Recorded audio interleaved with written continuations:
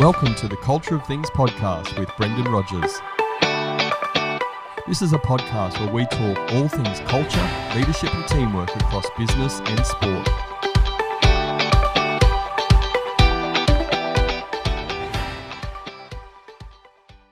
Hello and welcome to the Culture of Things podcast. This is episode 2, so we're still very, very new, and thank you to our listeners for listening to our first episode. It's much appreciated. We received great feedback. Today I'm here with a good friend of mine, someone I've known for some time, Laura Prael. Laura, how are you? I'm good, thanks, Brendan. Thank you for joining us. Thanks for having me. Absolute pleasure. Laura is the owner and director of LEP Digital, which is a leading content marketing agency on the Central Coast, has customers broad and wide across Australia and some international, and has worked with companies like Google, Westpac, Kellogg's, New South Wales Government and Tourism NT, just to name a few. So I'm really, really privileged to have Laura on our show today. And what we're going to be talking about is how people interact better in teams based on personality profiling using a tool like a personality profile. But before we get into that detail, I would like to ask Laura to tell us a little bit about her journey and the company LEP Digital. Over to you, Laura. Thanks, Brendan. So LEP Digital, LEP is my name. It's an acronym, Laura Elizabeth Prael, and not a very creative name, but it's something that I would say fell into about 5 years ago. So it was 2015.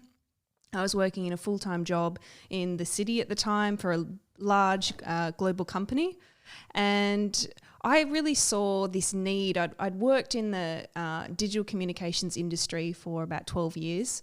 I'd worked on lots of different accounts for large businesses, and I saw this real need of small businesses really, really need content marketing.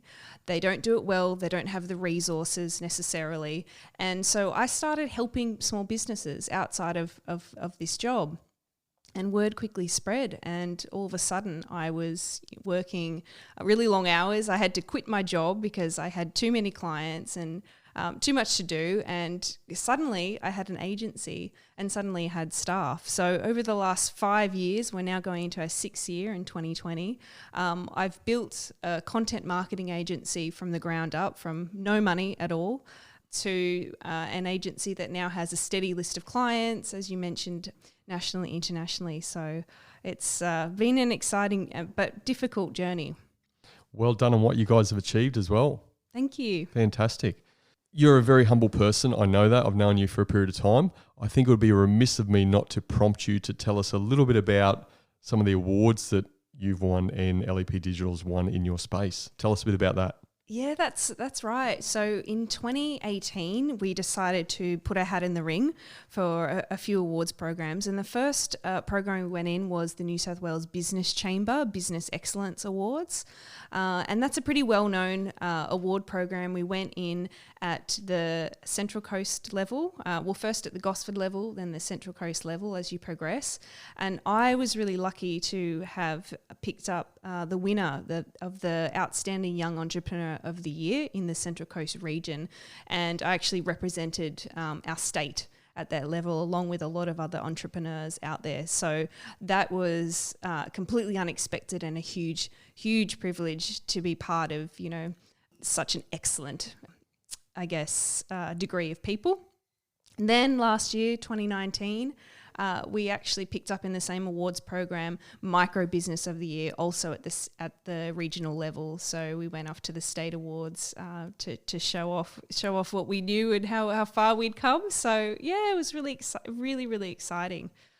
Well done, and a great opportunity to network with lots of different people and learn from other leaders around the place that are doing some fantastic things. Oh, absolutely. We just sort of felt like imposters, we can't believe we're here, in this big room of all these fantastic companies and who are household names, and here we are, little LEP Digital from the Central Coast. But I think it was really exciting for my team as well to see what's possible, to see where we could really go in the future.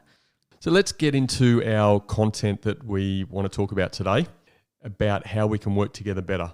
You and I, we had a conversation several months ago, and you felt something was missing in your team, or you felt that you could take another level. And so tell us a little bit about your thinking as to why you wanted to, and you made a strategic decision to focus on teamwork specifically. So the company's grown fairly quickly, I'd say, especially over the last 2 years. So I got to a point where I was rapidly hiring people. And as I was hiring people, I realized all of a sudden, hang on, I'm a manager now. You know, I'm not just someone that's a doer or a specialist in my area. I'm now a manager of a team, and I've got responsibilities here. I've got to really understand how I can get the most out of my people, and how the team can really function cohesively and work well with each other. So I knew of what you did. I knew that personality profiling was something that I was really interested in and something I'd certainly never done. So that's how it all kind of came about. And we decided to use DISC as a personality tool. There's lots of personality tools out there. I personally think DISC is a fantastic tool because it's simple, and to me that's the most important thing. So what did you know about DISC personality profiling before we went on this journey?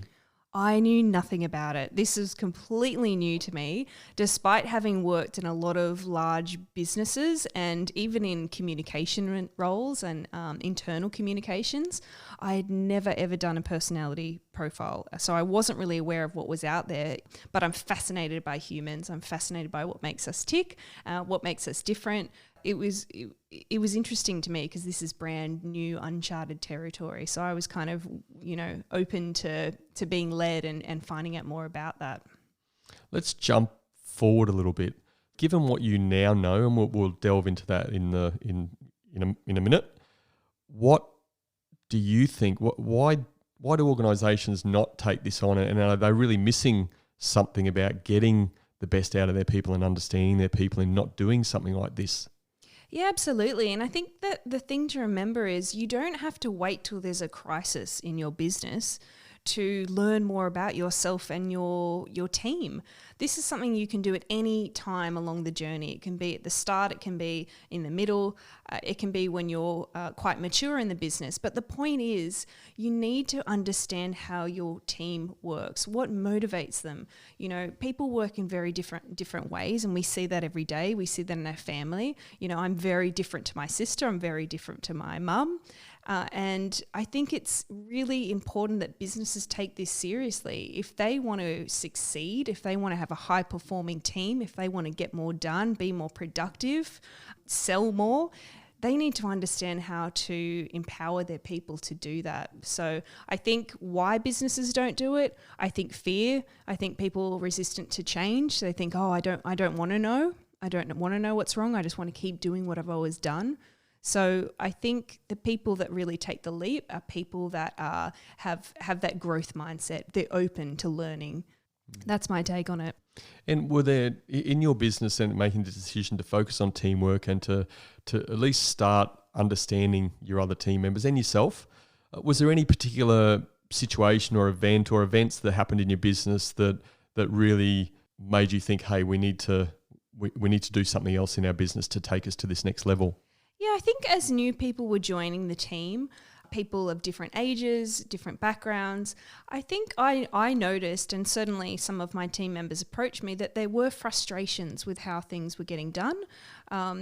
Some people have one way of doing it, another person has another way of doing it, and that can lead to tension and frustration in the workplace because it's like, well, hang on, I think it should be done this way. Why won't everyone else do it the way I want to do it? And that can be quite a sense of irritation. You feel like maybe you're not achieving as much as you could achieve. So I was sensing that happening in the team, even though we all got along really, really well. Everyone in the team's very friendly. I could sense there was probably some frustrations bubbling on the surface. And I really want to, I didn't want anyone to leave. I didn't want anyone to be unhappy in their job. So I thought, hang on, let's turn this into an opportunity. Let's learn more about each other. And that's a really good point. I mean, you say that it's not that people weren't getting on, but there were some frustrations about maybe the way people worked, and that came through in projects and stuff. And that's to me, that's really one of the learnings in something like this is, using some of these tools that are out there to help understand people better so that you can interact better and hopefully get better results based on that. Yeah, that's right. I mean, we want to talk to people in the language that they're comfortable with. It's the same thing in what I do. I'm a copywriter. I work with content marketing. I would never write in the same language in the same way for a different audience member or a different business. If I was writing in the same tone of voice, it just wouldn't work. So we need to be able to adjust ourselves, our behaviors and our actions to get the most out of people and to get people to ride that path with us. Let's go into the profiling tool, DISC. What is your style? My style was SI. And what does that mean? Well, to me, it means that I'm, on one side of me is a people person, someone that wants to be a bit of a peacemaker, have everyone come together, really thinks about the team first as opposed to the individual first. And then the I part of me is the, I think the visionary, the ideas person, the energetic person, the extroverted person, the person that wants to get out there and, bring people together and, change things. So that's how I came out. And so for the listeners, so the S type is the steadiness type, and the I type is influence. So you're SI, and as you explained, all of those things packaged up into a great bundle. I have to reinforce, no style is better than any other style. It's really important to remember for everyone, and I know you learnt that in our listeners. It's not about needing to change styles. Yes, you need to adapt, but it's not saying one style is any better than the other. And that's something you guys learned and we talked about in the session. Expand on that a little bit more. What were some of your learnings, your key takeaways once you were this tool become part of your life and part of LEP Digital's life? I don't think anyone was truly surprised by their outcomes. I think the gut feeling of everyone was like, yeah, look, that's pretty spot on. Some people were like, that's scarily true. That's accurate. This is an example of how I live my life every day. But, it can be also confronting because, of course, in any strengths, there's also, I wouldn't say weaknesses, but opportunities. So, there's always something that you can learn or you can do better. And I think for some of my team that was hard. Certainly there were some people that said, I don't love the style that I got, particularly the D style. One of my team members said, oh, it sounds like if you're a D, you're like Hitler or something. And I thought, whoa, no, it's not that. Great, we know that's not the case. And I actually think, if I was to wish that I was a certain style, I'd say DI, because that's where I thought, okay, that's someone that gets things done. They're not scared, they're assertive, they stand up for what they believe in, but they're also imaginative and creative. So it's interesting. I think we all need each four styles and a bit in between them. So as you say, there's absolutely no wrong or right or better or worse style. And that's a good point. Let's leave it. This podcast is not about analysing all the different styles, but we certainly want to talk about how we've utilised these styles to help better your team and what you believe is better your team. So how about we talked a lot around strengths, struggles and relationship keys. Tell us a few of your strengths in your style, the SI style. So a few of the strengths that I listed down in the exercise that we did was I felt like I was quite a good communicator. So I'm very open, I'm very honest, I like communicating with people, I'm good at bringing people together, I think I'm good at solving problems and challenges along the way. I think that I'm very generous with my time, I think that I'm patient, not all the time, I have my moments, but generally I like to think, look, I'm pretty patient. I like teaching and motivating people. So that's what I put down as my strengths. And like anything, there's two sides to the coin, right? So we've flipped to the strengths. Let's have a look at our struggles. So what were some of the struggles that you found or that you knew and maybe were reinforced through your profile?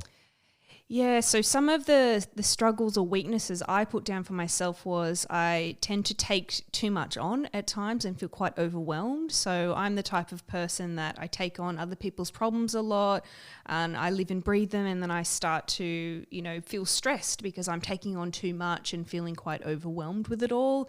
I'm quite hard on myself. I probably don't give myself enough time.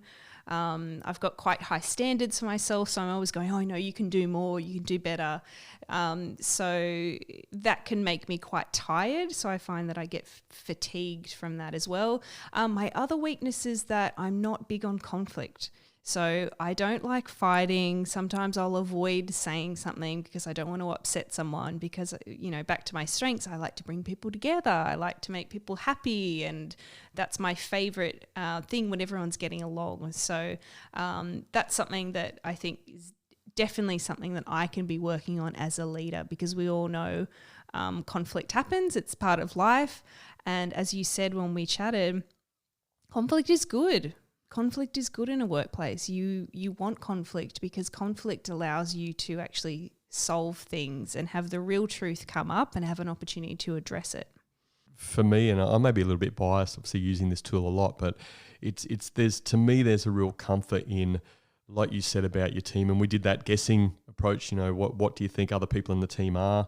And that was pretty spot on for your team from memory. So we sort of got an idea, but it creates a common language amongst the group. And if anything, it creates some steadiness, a standard of certainty around war, and a comfort of, this is who I am. I embrace that. I use the strengths. I bring in the right people to help me with my struggles, and I make it work. Yeah, I think for us, it brought us closer together as a team. The fact that we all knew each other better than we thought. So even though this isn't something you discuss, you don't walk into a workplace on a Monday morning and say, hey, I really like how you open up and you wear your heart on your sleeve. We just don't speak like that. So it enabled us to have really honest conversations about who we all are. And it was, for me anyway, it was comforting to know that my team knew exactly who I was. They said straight away, we think Laura's an S. And I didn't think I was. I thought I was probably more of an I, or maybe even a slight bit of the D. So that to me was really nice. I thought, wow, these guys know me. They know me. They work with me every day, and vice versa. And there was comfort in just having it all out of the table and having people put up their hand and go, you know what? Yep, I am that, and I'm happy that way. And look, have comfort, because as you know, we all have a little bit of all of the styles in amongst. It's just that we always have a dominant style. So you do have a little bit of D in you, Laura. It's okay. Thanks, Brendan. Look, let's talk about how a tool like this, because look, a tool's a tool. There's so many tools out there in the leadership space, whether it be profiling or team assessments or anything like that. But frankly, they absolutely mean nothing if we don't make them live in our organisation. So for you as a leader, going through a process like this and understanding your style a little bit more and relating that to you and how you lead a team, how has that impacted you, and what sort of changes have you made? Well, firstly, changes in myself. I know that I have to address things as soon as they come up. So there's no point, beating around the bush and going, oh, I don't want to hurt people, don't want to offend people. I just come in now and I have a really honest, open conversation and try to give constructive feedback. And it's relieved a lot of stress for me, instead of building things up and going, oh, I don't want to talk about it. Actually addressing it up front is so much better. So I think that's helped me a lot for my own self and reflecting. And also it's helped me to mentor and lead my team. So knowing what they each need, what do they need from me to be successful and to be productive and to do their best in their role. So that was an eye-opener for me. Some people needed a really clear brief, for example. Some people didn't want a clear brief. They wanted to be more creative and more imaginative, and they wanted me to just have trust in them to go off and do it. So it was really interesting to see that what each person needed was completely different to someone else. So that's good for me to keep going back and reflecting. So when we have our one-on-one catch-ups, or even when I'm delegating work, I can have in mind what each person needs to feel successful in what they're doing. So flowing on from that, it's a great segue. So how has this process impacted on your team? And actually, again, teams are ultimately about getting results. So understanding the profiles within your team and your team understanding themselves better, and also how other people interact within the team. How has this helped you and your organisation? I think everyone loved the day. Everyone loved finding out about themselves and finding out about each other. So much so that it's kind of been almost a daily discussion in the office. That's my C coming out, or, I'm an S, so I need these sort of things. And a couple of my team members have also looked at little funny, quizzes online to find out what animal are you. So it means that it's really piqued their interest. It's something that they want to continue to explore. I think it's brought us closer together. I think it's relieved frustrations. Certainly there's less frustrations internally. There's always going to be frustrations in a job. I mean, let's face it, things happen during the day, during the week. But I think as a team, we've all been able to bond a lot more, on a more deeper level and understand each other's, for me, I can be a lot more patient because I understand, look, that's someone's style. That's the way they are. It's innately part of them. So I need to be able to not tell them to change, but be able to work with them to get the best out of them. And how have you made profiling and DISC and understanding each other and how to work better? What steps have you taken to make that live in your organisation? Really make it live? Yeah, I think it comes out in one-to-one work especially. So if I'm working with one of my team members on a project, or even if we're just having one-on-one catch-up and we're talking about obstacles, so we might be talking about a client project, a brief or something that's come up. And we talk about an obstacle. And what I try to do is remind them of their strengths. This is something you do really well. How can we use this to overcome this problem? But to also give them ideas about other ways to look at things. Look, that might be a frustration, but remember, from their point of view, they might see it in a different light. So perhaps that's why they're doing it. So it's kind of like removing that emotion, trying not to see something as, something that someone's done deliberately or, in a mean way, but it's just that's the person that they are. So helping people see things from different perspectives. And I think that's been able to give us a lot more clarity as a team and really move forward and, solve hurdles, if that makes any sense at all. It makes perfect sense, and it's great to hear. In regards to your leadership and leadership style and that SI type, now, again, keeping on that practical nature and utilising this stuff in the workplace, can you think of a situation maybe that has happened previously before understanding anything about profiling and DISC and personality styles, where you may have approached that situation differently with knowing what you now know from a personality perspective? I'd love to hear your thoughts on that. I think for me, in the past, I'd probably I do a lot of things myself, right? So I'd go, oh, that person's busy or whatever. I'll just take it on myself. I'll just do it. I want to be a team player. I want to get in there and be really helpful. And what I've learned since doing this is that's not particularly helpful for me, and it's a quick way to be burnt out. And I felt burnt out before in previous roles, and it's probably because I was displaying these behaviors, taking on too much, trying to solve the world's problems in a day. And now I've learned it's okay. I can trust other people. I can delegate. And people actually want to do more. This is a way that people can progress in their careers, by doing more, by stepping up and taking on higher responsibilities.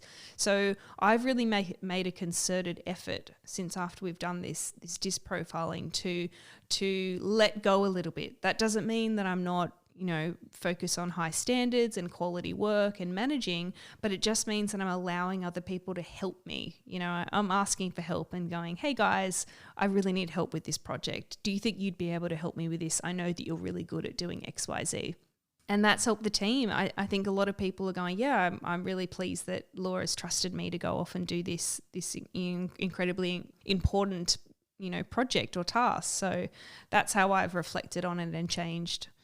Yeah, that's fantastic. And just going that next step on that, it sounds like that you've acknowledged that in yourself, and the steady S-type people will take more on themselves at risk of maybe their own health and their own sort of goals that they need to achieve.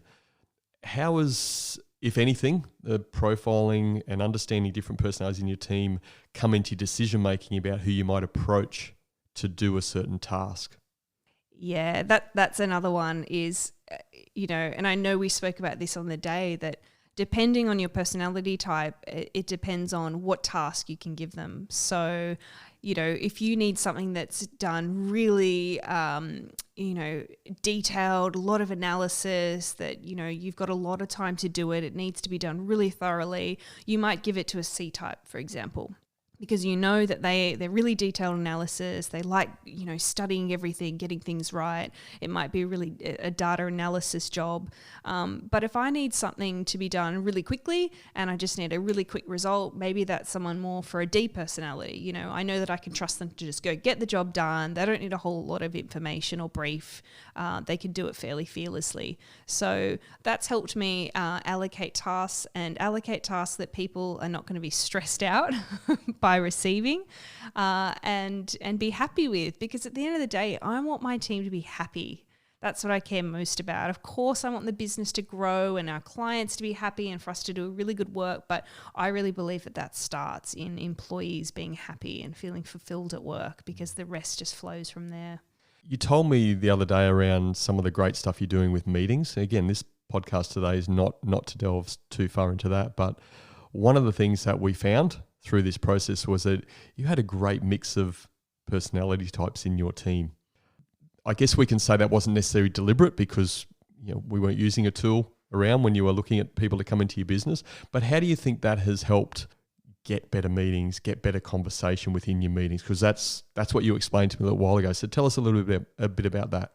Yeah, so as part of my sort of self-realization of taking on everything, or taking on too much myself, I should say, I thought, okay, well, every Monday my team meets together and we have a 90-minute meeting. And that consisted mostly of me running through tasks, running through projects, giving them an update. This is what's happening, this is what's happening. And every now and again, they'd get to have a little bit of an input or tell me what's happening. And after a while, I thought, this is really dull. This is really boring. My team probably don't really enjoy this. Probably people are half asleep. It's first thing on a Monday morning. What can we do to shake things up? How can we make it that it's not just me sitting and prattling on for 90 minutes at people? So I thought, okay, we're going to take turns to host. So every week we have a roster, different people host, but I wanted to take it further than that. I said, okay, everyone has to come to the meeting and they need to have something to share with the team. They need an activity. We need something that's completely separate from work, an activity to get our brains thinking. And so I didn't say anything more than that. I left it to my team to come up with it. So we've had lots of things. We've had speed Scrabble.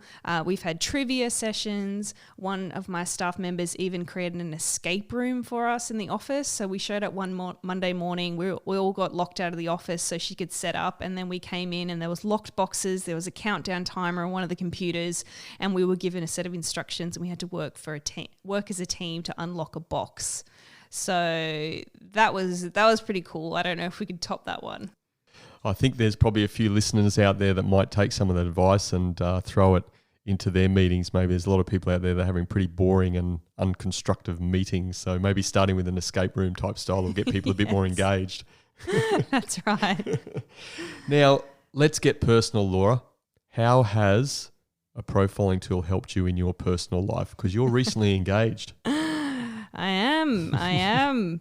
Yeah, so I put the engagement was definitely down to DISC. It's really changed my life. I think he proposed because we did the DISC profile. No. So after we did this profiling tool, I came home, told my partner, and I was raving about it. And I was reading out my results, and he was like, "Oh, wow, that's just like you." And then I was like, but who are you actually? What would you be on the DISC profile? I'm really curious now to know what you are. And he does do some work with us in the team. So he did the profile. No word of a lie, we got almost the exact same score. He was an SI as well, and our little dot on that quadrant was like millimeters away, which is a bit freaky to me because I thought, wow, I'm just dating myself, obviously. I'm just attracted to someone like me. So, and I think he was surprised as well. You also, we won't need to go in all the gory detail, but you've shared where you've had to play different styles at home, both yourself and Pete. So maybe just give it, again, it's about practical application of this stuff. So maybe give a Yeah, an example where at home you may have had to play a different style, or Pete's played a different style, which has really helped your home team get a good result. Yeah, so it's funny, when I was doing my quiz, and I know you're not allowed to do this, but I cheated a little bit, and I asked Pete what he thought I should answer. And it turns out that he thinks I'm more of a D. So he was thinking that I was a lot more like hard-nosed about things. And that's because we do play different roles in different parts of our lives. And I think, at home, I'm obviously very comfortable with him. I like to be involved in decision-making a lot. I've got quite strong opinions about how things should happen, and so does he. So it's been interesting, but I think it's also interesting to know that he's just as sensitive as I am. So even though he's a guy and he's very logical, deep down he's an S type, so he's still a people person. And so I think I've adjusted my behaviours to realise, okay, he's sensitive like me. He takes on other people's problems as well. How can we help each other? So, yeah, it's been interesting. Let's bring it back into the workplace. So you mentioned just in that scenario, you playing different styles. You as a leader of people, leader of your organisation, where do you see the power in this in you as a leader and how you need to adjust your approach at different times? Because people expect a lot from leaders, right? It's a tough job, and they expect that you're a leader and you know these things. How has that worked for you in just understanding the different styles and how you need to be a chameleon, for want of a better word, in just adjusting yourself? Look, it's ongoing. I'm still learning a lot. Every day I come into the workplace and there's some new challenge, and there's something that I've got to learn about, not just about managing, but the human experience. Things go wrong. So I think for me, it's just going to be a constant journey of learning. It's going to be the more people that I hire, the more different personality types that I work with.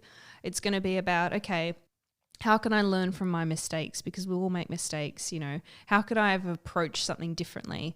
And I think it's, again, going back to everything that we get out of that disc, and really reading it, and not just reading it for reading its sake, but understanding it, taking it in, thinking about how we can apply it in our day-to-day lives.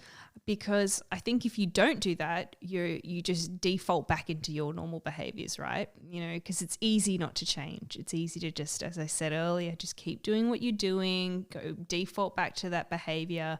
So I think I need to wake up every day and come to work and go, okay, I'm ready to challenge myself. I'm ready to do things differently. I'm ready to tap into some of those other sides of the circle that I might not naturally feel inclined to do, because it's important. There's going to be times in work that I need to play the D role. I need to be assertive. I need to protect my team. I need to protect the business. Even though I don't feel comfortable doing it, I have to. So I think for me, it'll be constant learning and adopting. And that's a fantastic mindset for a leader to take, isn't it? Learning constantly. I think so. It's actually one of our company values, is always learn, because things change all the time. And I think that's where you become stagnant in a business, when you just do things the same way. So education's really important to me. So that's something that I deliberately put in our values, because I don't want anyone to become complacent. We need to keep growing. So you're head of a digital marketing agency. So I'm going to put you on the spot here, like I have been all episode. Putting you on the spot, how would you market DISC to another leader, and around the benefits and how it's helped your group? Oh, this is putting me in. This wasn't part of the show notes, Brendan. My apologies. I'm very interested in your take. Look, the best type of marketing is marketing that doesn't feel like marketing at all. It's not sales driven. It's about honest communications. It's about looking at what leaders are challenged with every day and what they need to be better. So I think it markets itself in having these conversations with leaders and their employees, and figuring out what matters, figuring out what the challenges in our workplace are, and they're not so uncommon. We're all humans. We're all going through life, and we share a lot of these same concerns and fears. A lot of issues we have in the workplace is to do with fear. Fear holds us back a lot. So I think, DISC is really the answer to all of these things. There's a lot of challenges out there, and DISC is, or I should say, one of the answers to helping. You can't just do the DISC profile and hope that it's magically going to solve everything. You've got to put in the work as well. So yeah, I think communication is the tool really to market DISC. Well said. If you were to give other leaders out there and other people in teams, given what you've learned in this journey you've been on for a number of months now, what would be the key takeaway for you and that key bit of advice you'd like to share with other leaders and people in teams around DISC and personality profiles and actually working together better? I'd say you can't afford to run a business and not look at how your team are working together. You just can't afford it. This is invaluable for anyone running a business. And if you're not interested in your people and you're not interested in improving, then don't run a business with people. You work by yourself. There's other business models out there where you don't have to do this. But I would also say that DISC isn't just for workplaces. As you say, this is a personality tool. It's something that you can use in your everyday life to work better with people in your life, get the most out of people, get the most out of your relationship, have a happier relationship at home, have a better relationship with your kids. So yeah, look, it's invaluable. It's a great point, Laura. I'm just thinking back to a conversation I had only today with a couple of leaders, and their comment to me was, do you also do marriage counselling? You should. After our profiling session and some of the outcomes over the last couple of weeks and how it's helped them. So to me, really, really powerful. I know I'm a little bit biased around this stuff, but that's why I asked to have you on the show so that you are living and breathing and giving real life examples of what some of these tools that are out there and how they can really be impactful and help your team. So I really appreciate your comments. I know our listeners will appreciate your comments and input into what you've achieved. Tell our listeners how they can get hold of you if anybody wants to make contact. Yeah, of course. So, of course, you can find me online, connect with me on LinkedIn, and you can visit us at lep.digital or shoot me an email at laura@lep.digital. Thank you very much for being one of our guests on the Culture of Things podcast. It's a pleasure having you, and I appreciate you taking the time. Thanks so much, Brendan. It's been a lot of fun. Laura is a leader who's embraced the use of personality profiling like DISC to help improve the performance of her team. I've seen this firsthand in her organisation, the improvement in the interaction of her team and the impact that that's having on her organisation and improving the outcomes for her clients. My 3 key takeaways from my conversation with Laura were, firstly, don't wait for a crisis to start focusing on teamwork. It's so relevant in society today given we're currently dealing with the COVID-19 virus. I had a call from a leader just a couple of days ago who said, this crisis is really bringing my team together. Don't wait for a crisis to start focusing on teamwork. You need to understand how your team works today, because when you do that, and you can use a personality profiling tool like this to do that, it sets you up to deal with crisis much better than what you otherwise would be. Preventative maintenance is far better than dealing with something when it's broken. And when things are broken in teams, it comes across as personality conflicts or artificial harmony in teams. People not saying what they really want to say. They're not feeling safe and they're not feeling supported. My second takeaway was how personality profiling really started to enable honest and personalised conversations in amongst the team. It really provides a standard base for conversation. It can be used in the workplace, at home, or amongst your friends. Laura used an analogy around copywriting and that they would never use the same tone of voice or language for every client. They need to adjust how they say things for the specific audience and the client. And that's what personality profiling does for teams. You get to learn about each and every individual, and it helps you learn to communicate with each and every individual in a way that works for them. My third and final takeaway was to embrace your style and use it as a superpower for you and for your team. Profiling helps us understand ourselves and our teammates much better, and it can help us adjust how we communicate and interact with each other and helps the team become stronger. Laura is the example where she's allowed her team to really showcase their personalities through meetings, and each one of them in the team has a chance to lead the meeting and to start the meeting in a different way to really get their head in the game. She also mentioned how understanding everyone's personality type, it's enabled her to coach and mentor her team far better. She can understand their strengths and weaknesses and really understand how she can help them. She started to think and started to ask the question, what do I need to do to help them be successful? Interaction and communication is the real key to helping people work together better. And a tool like DISC, a personality profiling tool, will help with this. I'd like to leave you with one final thought. Can you afford to run a business and not look at how your team is working together? It's really invaluable for running a business and a team. And frankly, if you're not interested in your people and improving them, then I suggest you don't lead people, work by yourself. If you have any questions about this episode of the Culture of Things podcast, any feedback you'd like to give me about how we can improve the show or what you'd like to hear in the future, please send me an email at brendanrogers.com.au. Until next time. Thank you for listening to the Culture of Things podcast with Brendan Rogers. Please visit brendanrogers.com.au to access the show notes. If you love the Culture of Things podcast, please subscribe, rate and give a review on Apple Podcasts. And remember, a healthy culture is your competitive advantage.